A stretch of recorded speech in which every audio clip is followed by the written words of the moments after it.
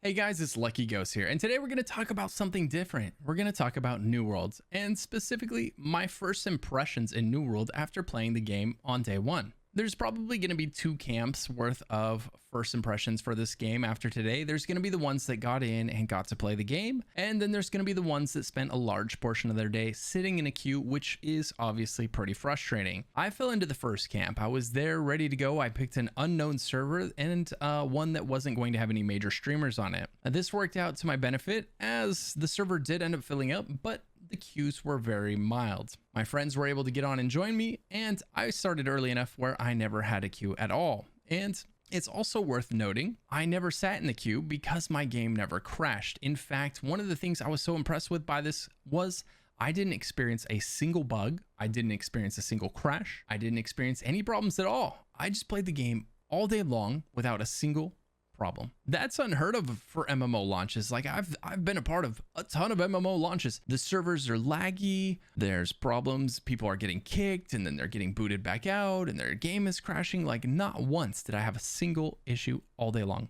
Incredibly impressive. Now, what about the game itself though? The launch for me was great. For others, it sucked. They sat in a long queue. I didn't.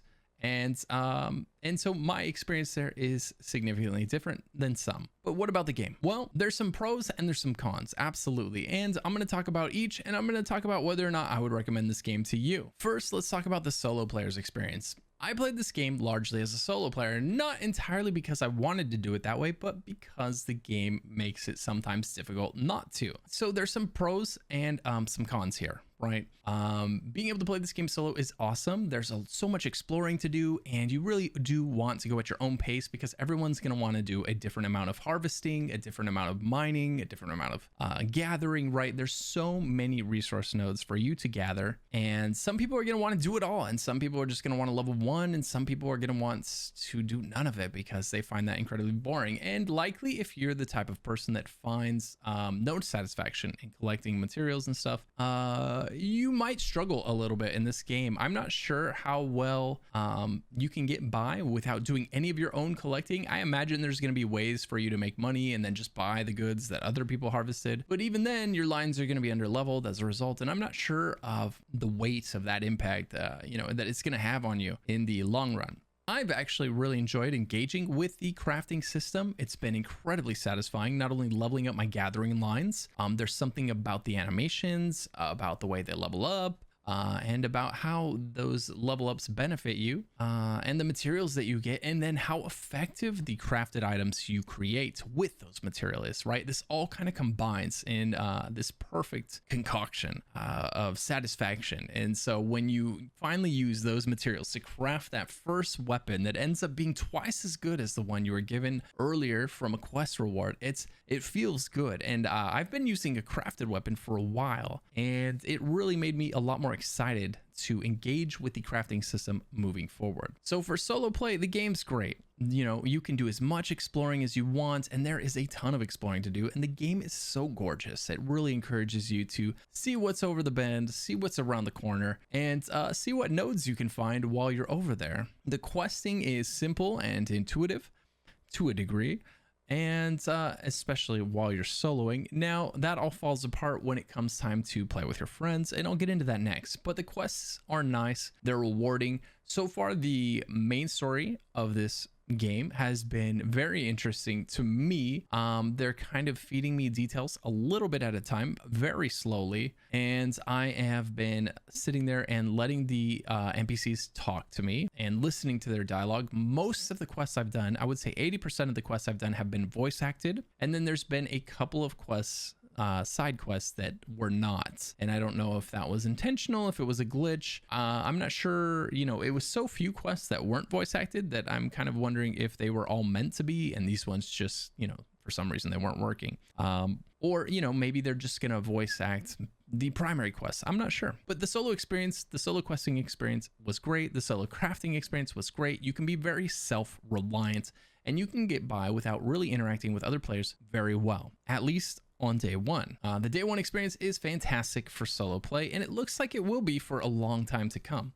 For groups, like let's say you want to start this game with a friend or a group of friends. Now that's where things become quite a bit more complicated. Straight from the beginning, you and your friends are going to be dropped at random between one of 4 or 5 zones in the game, and you can each spawn in any one of them, and you may all spawn in different ones. And at that point, you have a decision to make. Are you going to meet up in one and start together, or are you going to just do the beginning quests in your zone that you started in and then migrate to the, it kind of funnels everyone to the same zone by around a level 10.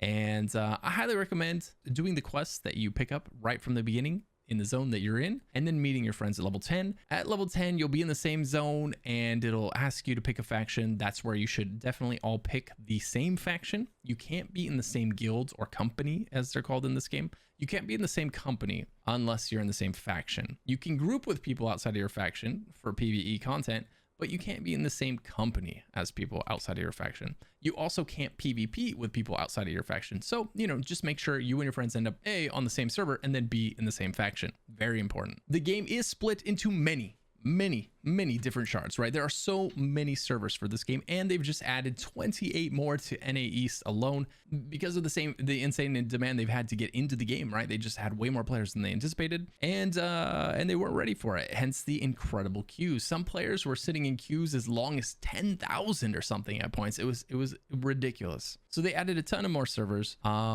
So, it's very easy to end up on a server that your friends are not on if you guys don't coordinate. So make sure you do. Now, right from the beginning, as we kind of touched on, it's a little bit complicated to coordinate with your friends, right? I mean, right from the beginning, it drops you in one zone and it could drop them in another zone, and you do the first 10 levels apart. We'll consider the first 10 levels a tutorial though, so it's not that bad. It gives you a chance to, at your own speed, figure out the questing system, figure out the gathering system, craft your first item, right? There's a lot that you learn in that time, and it's not so bad, and the first 10 levels go pretty fast. Now, once you get to level 10 and you're in the same area, it's still kind of difficult to quest with your friends, especially when you get there at different times. You'll pick up quests, and there's no way to share quests with your friends in this game. As far as I can tell, you pick up a quest and you have to hope that they pick up the same quest at the same time and that they finish the same quest at the same time. When you pick up an item in that quest, even if you're in a group, they don't get credit for it, so they've got to pick it up as well. And you're basically just doing the same quest standing next to each other, but it's as if you're doing it separately, as if you're not even grouped. That's how the game treats it. There's really no reward for being grouped together for the questing, and you don't really help each other progress other than that you're keeping each other company. So this is a little bit rough because, inevitably one person is always going to finish before the other, and that means the other person is going to have to wait for them to finish getting their last boar kill or finding their last ingredient or grabbing the last chest that they have to find. Now, this would be a bigger problem than it is if there weren't so many resource nodes for you to gather while you're waiting for your friend. And oftentimes you're kind of eager to gather those nodes. You're looking for a reason to kind of stop and just gather for a little bit because you need to level those lines. You're starting to see all of these nodes that you can't gather because your resource gathering skills aren't high enough level, which makes you want to level them up. The game does a great job of kind of showing you, hey, here's a really valuable looking node. Man, if your resource gathering level was 50, you could get this. And it's constantly kind of compelling you to level it up and urging you to, seek that. It does it really well. And so you can always do that while you're waiting for their, that friend to catch up to you in the quests. And then you need to go back and turn it in at the same time and then hope that you both pick up the same quests again so that you can head out to the same areas. Me and my friends, we ended up spending 90% of the day, maybe 95% of the day playing the game solo because of how difficult it was to stay on the same page while doing quests. I was always doing one, they were always doing another, or vice versa, or we'd get to a point where we picked up some daily, like some of these commissions off the boards or some covenant quest line, and it was sending us in different directions. And so we'd finish one quest together and then we'd all realize like our next quest was in different directions, and it was just easier to split up and do our own thing. And so I would say that's in the cons column, is the ease of getting started in the game with your friends, the ease of questing with your friends, There are a lot of MMOs that make it a lot easier to jump into the game and start knocking out quests with your friends than New World does. Now, the questing experience itself,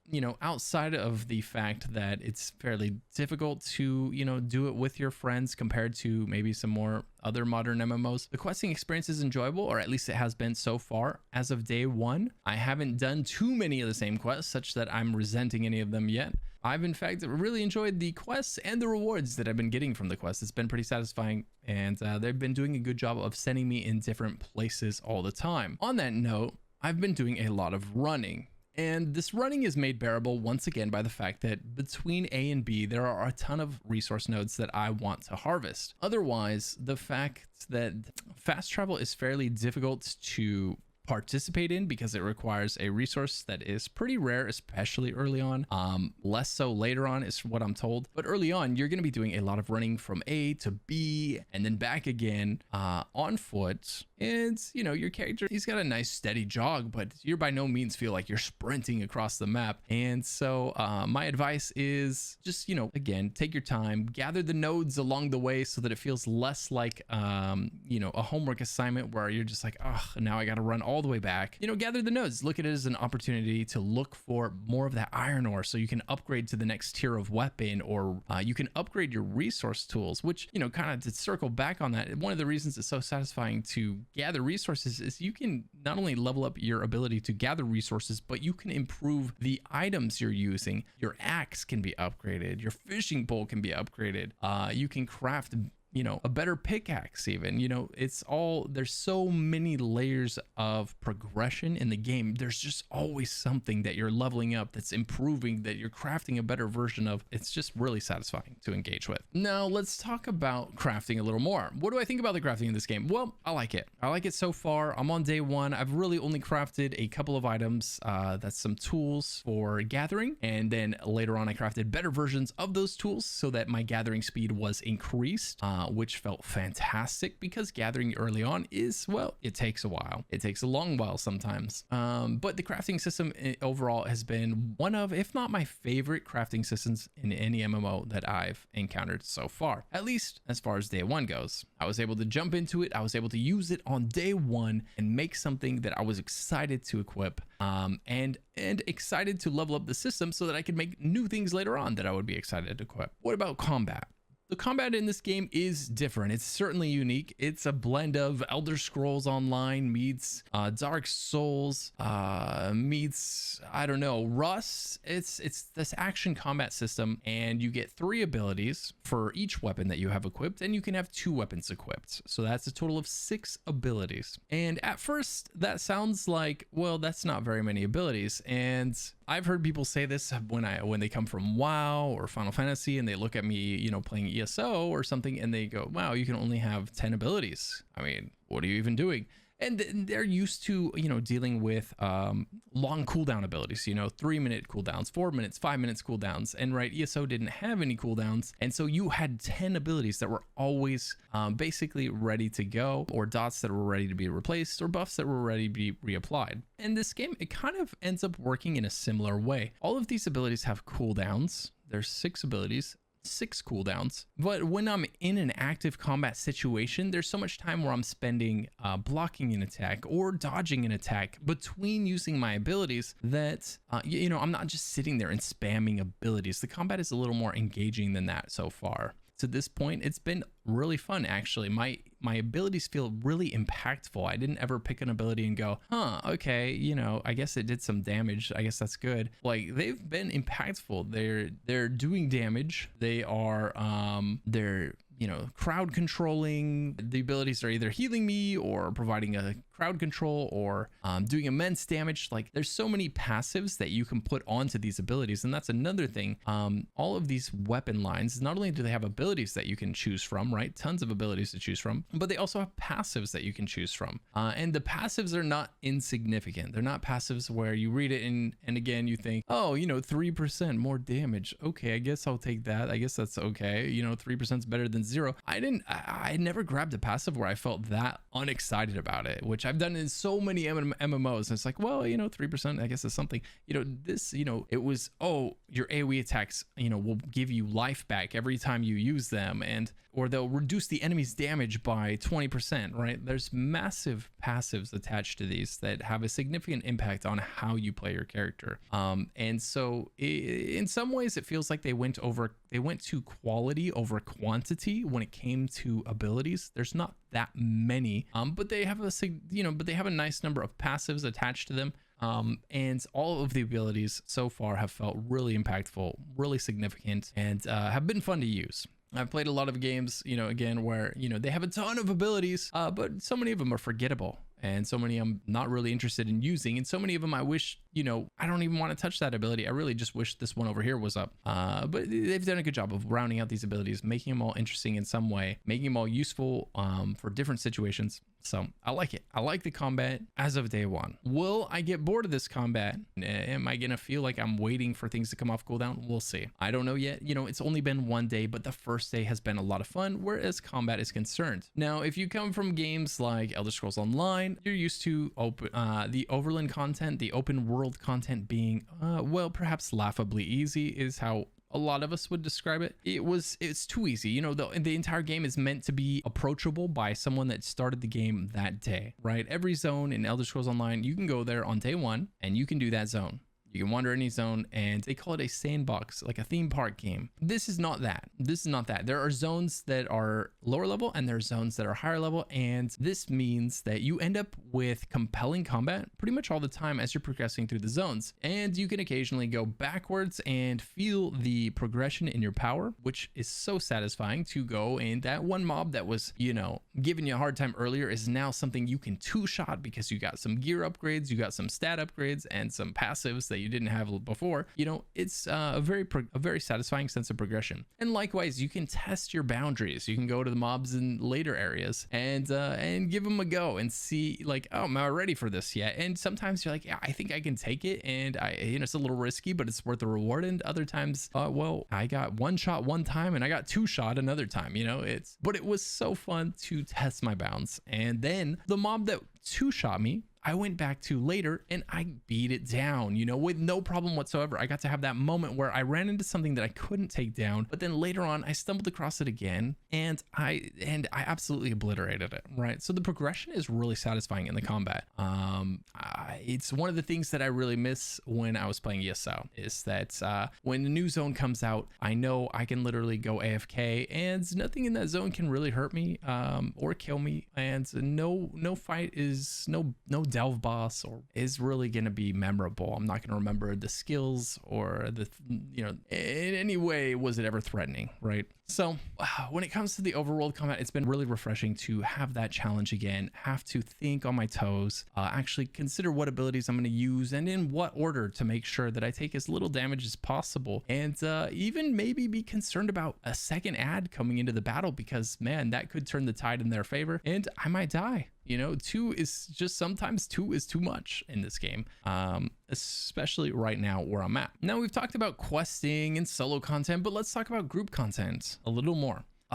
There really hasn't been any. And I'm going to throw this into the cons category for my day one experience. I mentioned earlier, I kind of tried to group with friends, but it was really inconvenient to do so. Quests not being shared, quests not being tracked together. It was more hassle than it was worth. We just ended up finding it easier to kind of go our own way and say, like, when is the first dungeon we can do together? 20, 25? Okay, let's all go and do the questing and the storying and the gathering, and then we'll meet up when we're all around that level to, do the first dungeon together. So I haven't got to do any group content. And that's definitely like the negative, to make it an entire day without really hitting that first piece of group content. So maybe tomorrow, I'm hoping tomorrow I'll be able to jump into a dungeon with some of those players that, after we reach 20 or 25, whatever level that first dungeon is, and see what that group experience is like. Because right now, I don't know. And I kind of wish I was able to. Now, this didn't stop me from having literally an absolute blast today. I had a great time. It's a new MMO. And the question lingering in my mind, and the question that chat's been asking me is, would I recommend this to people? Would I recommend this to you? Should you go buy New World? And, people were asking me 30 seconds after I landed on the server, you know, and the answer is, I don't know. All I can tell you right now is the first day is a ton of fun. I really enjoyed the first day. I enjoyed the story that I've gotten through so far. I've enjoyed the combat so far. The day one experience has been great. I'm really looking forward to jumping on again tomorrow. I haven't looked forward to signing into an MMO this much in a long time. Now, the counter argument to this is, well, it's the honeymoon phase of an MMO, right? That first day or even sometimes that first week of an MMO are always amazing. It's the finish where MMOs fail. It's that end game content that they fail to deliver on or that they don't have enough of, right? And that's where it all kind of falls apart. You go through the game, you get through the leveling experience so many times, and you get to the end and you're disappointed, right? And I don't know if that's going to happen this time. It may happen, it may not happen. But I do think that there's enough there, at least for me, to get my money's worth out of this. You know, there's no sub, which means I can sign into this game today. I can sign into it tomorrow. And then, you know, if there's not enough content when I get to the end game, I don't have to sign into it for 6 months or 2 years if I want. And I can come back the same game that I bought without spending another dime, and I can participate in the content that's been released. So it's a pretty low risk game to try out, you know, the lack of a required sub and the single time purchase to play it. You know, for me, I think it's worth it, but everybody's budget is different. You know, we're all fiscally conscious in different ways, so you're gonna have to make that choice for yourself. But I had fun. I really had fun today. I'm really looking forward to jumping in the game tomorrow. If nothing else, the world is gorgeous, the sound is beautiful, the music is amazing, the UI is one of the best, if not the best I've ever encountered. The game is a blast. And the combat is engaging. So far, the combat is engaging. Day one. Now I'll release another progress report here, maybe tomorrow or the next day, letting you guys know what I think. You know, is it losing its shine? Am I starting to see the cracks or not? You know, or is it continuing to be awesome? You know, we'll see. We'll see how long this honeymoon phase lasts, or if it lasts forever. You know, that's what we've got to decide. Now, some of you are wondering, Lucky, does this mean you quit every other game that you were playing before this? No, this doesn't mean I quit any games. This doesn't mean I quit ESO. This doesn't mean anything of, like, you know, I'm just a gamer like you. I've got 6,000 hours straight in ESO. I needed a change of pace. Anyways, guys, that's it. That's the first impressions so far. I had a fun time. The game is really fun to get into. The early game is a blast. The sense of progression is so good, whether it's for crafting or your character's power. The way you build your character is fairly simple and intuitive. It's very easy to wrap your brain around early, but it looks like there may be enough growth later on to make it complex enough to keep it engaging in the long run. I don't know because I haven't got there yet, but the day one, it's good. I really enjoyed it. If you decide to jump into it, I hope you enjoy it too. I am on the Ferri server, Ferri. It's a North American West server, and I am in the Covenant faction. And if you want to join, be sure to join the Discord. I'll leave the information in the description below. If you enjoyed this video and you're interested in more MMO content in the future, be sure to give this video a like and a sub. I would really appreciate it. Let me know down in the comments below what you're most looking forward to in New World or what you're most afraid of. I'll see you guys in the next video.